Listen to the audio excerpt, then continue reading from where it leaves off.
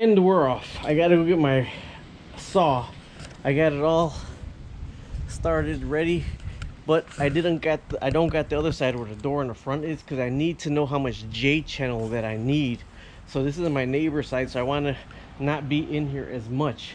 So I'm going to start with my undersill measurement and my F channel. I'm going to put my undersill and my F channel first, then I'm going to come down with my J channel, my undersill, and then you know what, I'll put my undersill on first. My undersill, and then I'll put my corner on next. After my undersill, my corner. So I'm gonna get the measurement from there to there on the inside. Now I know this lip comes down about 3/4 of an inch, so my undersill is gonna be my soffit is gonna be a little bit leaned outward this way, which I don't mind. I wouldn't want it leaned in towards the house. I'd rather it lean 3/4 of an inch out towards the house. So the F channel is gonna go up here in the F channel and then screwed on to the sill underneath there, but that's not till next season. So right now I'm gonna put my take the measurement and put my undersill and my F channel. Okay, what's going up the ladder with me first?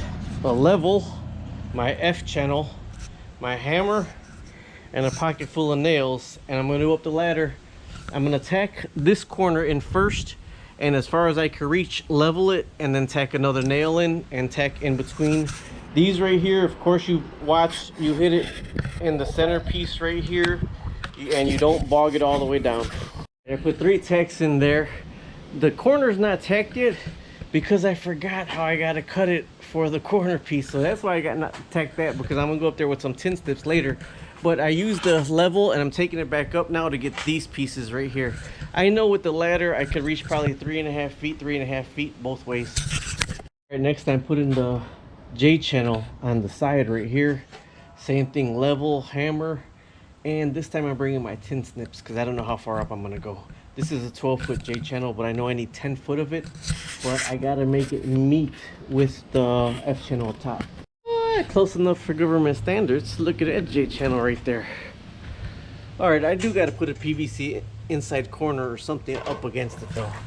This is like 3/8 inches of wood right here that's uncovered here, so I do got to put I want to just put something nicer on the back end of this. I don't know what it's gonna be yet. Figure it out when I get there, but I do have to cut it down because it's 12 foot. But the good thing is I need extra J channel and extra that color J channel, so I can get my electric box surrounded in J channel.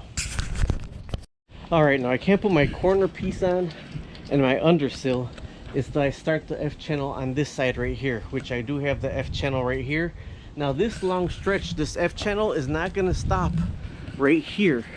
This actual F channel, the undersill is going to stop right here, but the F channel is going to go all the way across for the whole soffit. So I do got to engineer what I'm going to come up with around here, because I need the corner piece to set in here. I need a corner piece to set around the top and then come lower to be on the corner down there. So I got to figure out what I'm doing with that. So right now what I'm doing with the F channel I had left over, I'm actually going upstairs, leveling it, and then I'm going to nail it to the F channel on the other side of the house.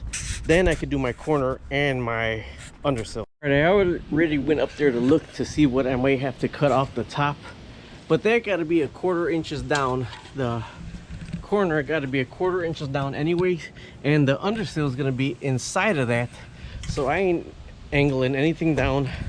I'm taking my level up with me, my hammer and my nails, and the top 2 are going to be completely at the top wherever I could hit these at, or the top 1 on this side.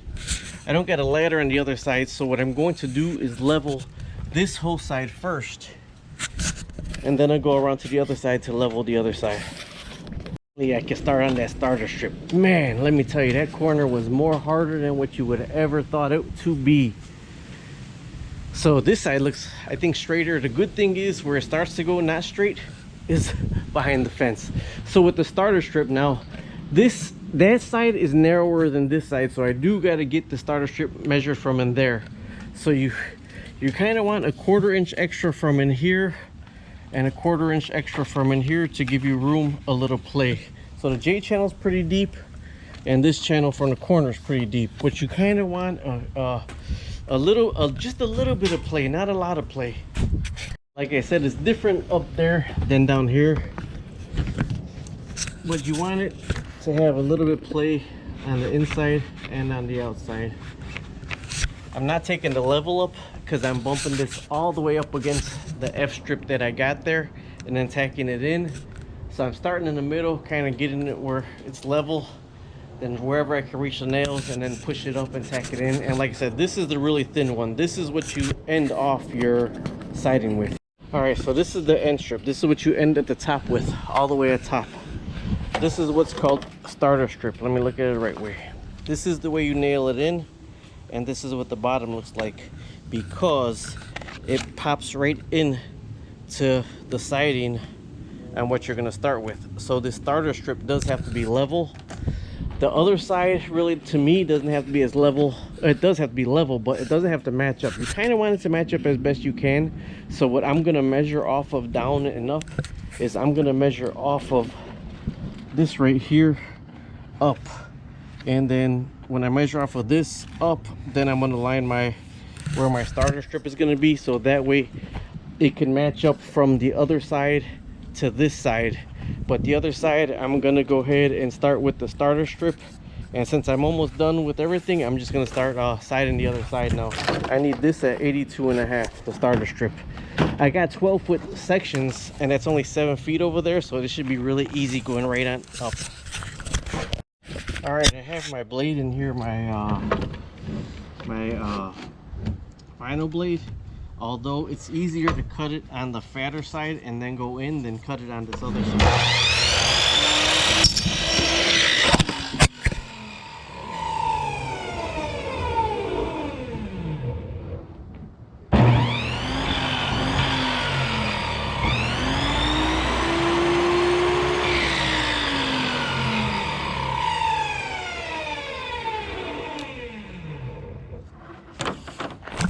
You know what, I may actually turn that around. That's the second time I kind of chipped a piece, but it's on the other side.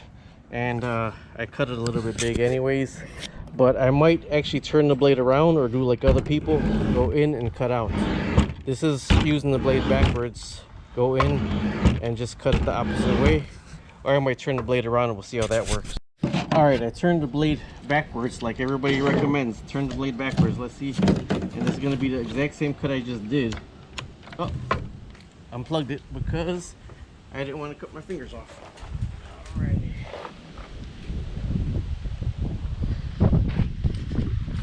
There we go. It's going to be the same cut with the backwards. I'm going to start slow though.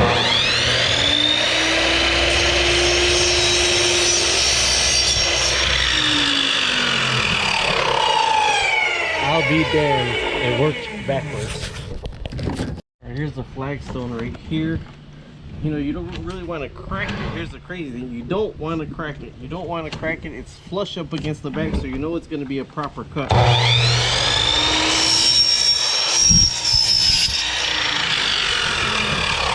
you go. Perfect cut at 82 inches. Here's one thing that makes the siding go further is I have enough basically to do 12-foot sections to go all the way up with 7 feet. Although if I just cut 7 feet off of each section, I have all this left over. So I'm going to stagger them going all the way up this way, cut them and stagger them, and this way it saves more on the siding. With the starter strip, you're going to look right here. You just got to measure, I guess check your level every now and then. I'm trying to get this in here to start my starter strip. All right, see now this actually is gonna connect underneath. See, it's holding already underneath, and then you pull it up, and then you start nailing it in. Should have had something over here with me because I gotta go back and get the hammer. But then you just nail it in, and then the next piece I'm gonna start right here, stagger it, stagger it, and you'll see the pieces last a lot longer than just cutting solid pieces for the side. The other side is really the face side, so that's the side you need all the long pieces for. The first strip right there is caught underneath here. Some people start the bottom with a J channel, but I don't like the J channel to hold the water even though you drill through it.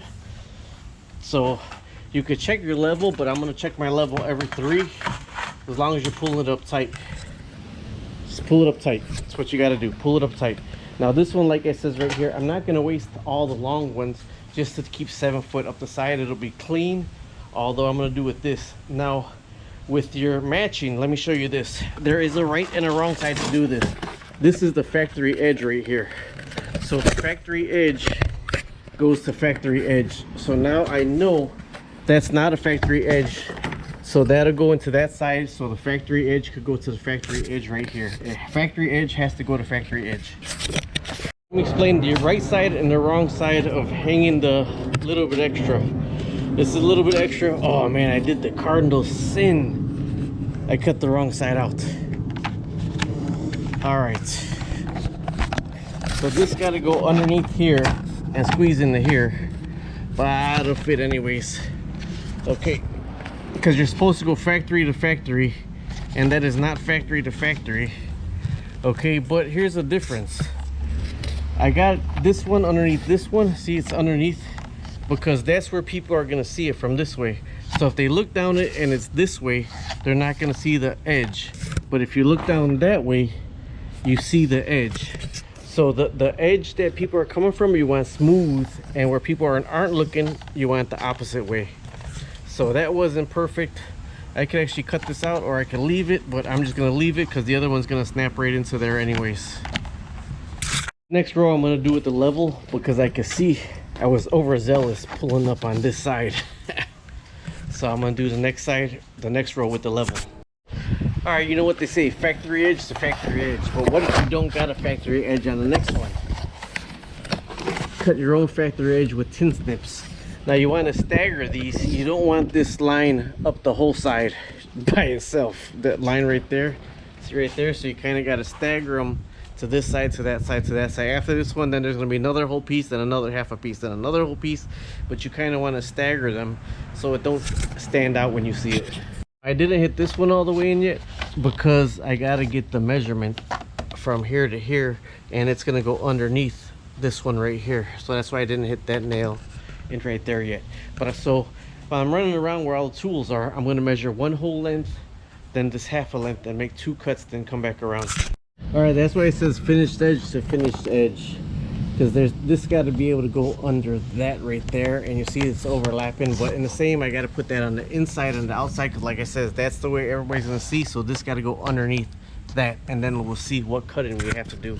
Okay, I had to pull the other one out some more, so I get this one in first, because I didn't do the finished edge to finished edge. And after that one's in, then you could hook up this other side, and this is actually going to clip underneath here, but I got to snip this off even more, and then this will catch underneath this, like right here.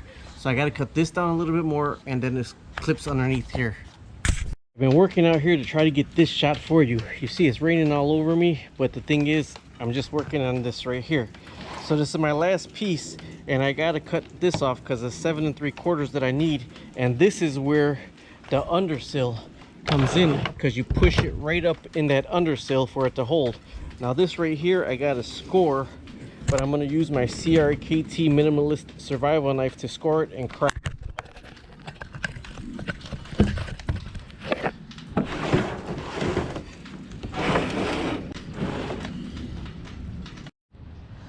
Here we go with Edward Scissorhands.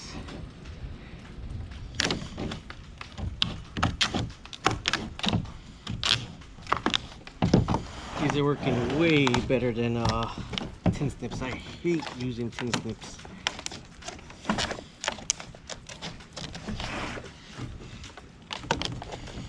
These are actually cutting straight, and tin snips always try to get you to get to the side or go to the side.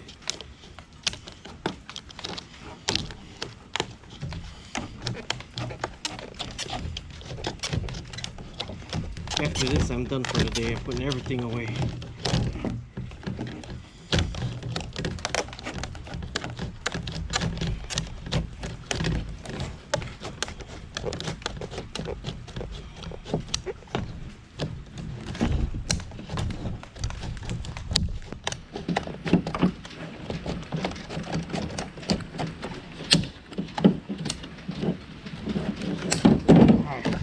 go see if it worked. Okay, remember that underseam, that first piece that I did? Well, this is now the last piece that I did right here. Because you push the piece up and it sits right in the underseam. So I gotta go all the way down and I gotta push the rest of it up. And the underseam is tight enough where it holds it up in there.